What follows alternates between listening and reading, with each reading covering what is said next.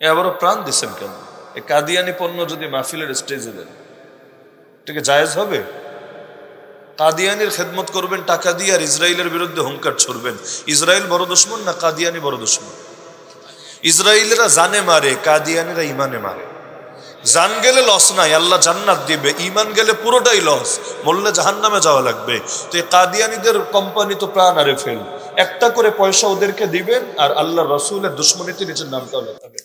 এগুলো কখনোই মাহফিলে দিবেন না। এর চাই তো টিউবওয়েলের পানি খাওয়ালে তাও বহুত ভালো। আমরা যদি মাহফিলের মধ্যে এগুলো করি, মানুষ কি শিখবে? আমরা যদি এক লাইন আদর্শ থেকে সরি, মানুষ 10 লাইন সরবে। কেউ না কেউ তো কিনেছে, আসমান ফুটা হয়ে তো নাজিল হয় নাই। এখন যদি না জেনে কিনে থাকে, তাও ভুল করেছে। কারণ নবীর ইজ্জত হেফাজতের ব্যাপারে জানবেন না কেন? আল্লাহ রাসূলের ইজ্জত কি এত সস্তা নাকি?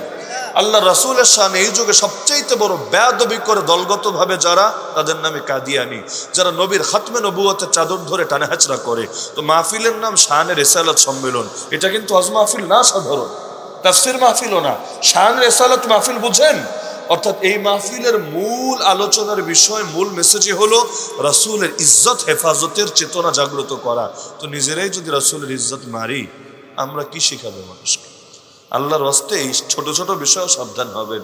মসজিদে ঢুকলে দেখবেন আরএফএলের কত আইটেম আছে, থাকে না? সূত্রা আছে না, সূত্রা ওই যে কাতারের সামনে দেয় অনেকগুলো আরএফএল। জুতার বাক্স দেখেন আরএফএলের। রেহাল যেখানে কোরআন শরীফ বা অন্যান্য জিনিস রাখা আছে প্লাস্টিকের, দেখবেন অনেকগুলোই আরএফএলের। সাবধান, ইসলামের জন্য কিছু করতে পারেন বা না পারেন, অন্তত ক্ষতি করেন। কথাটা মনে রাখবেন, ইসলামের জন্য কিছু করতে পারেন বা না পারেন, অন্তত ক্ষতি করেন না। কারণ ইসলামের ক্ষতি করলে আল্লাহর আযাব সামলাতে পারবেন।